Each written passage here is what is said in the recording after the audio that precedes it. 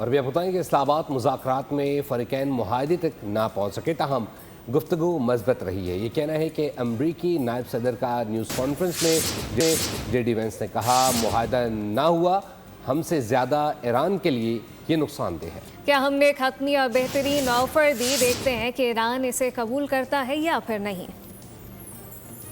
Been at it now for 21 hours and we've had a number of substantive discussions with the Iranians. That's the good news.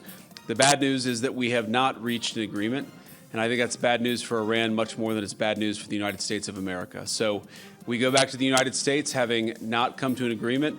We've made very clear what our red lines are, what things we're willing to accommodate them on, and what things we're not willing to accommodate them on. And we've made that as clear as we possibly could, and they have chosen not to accept our terms.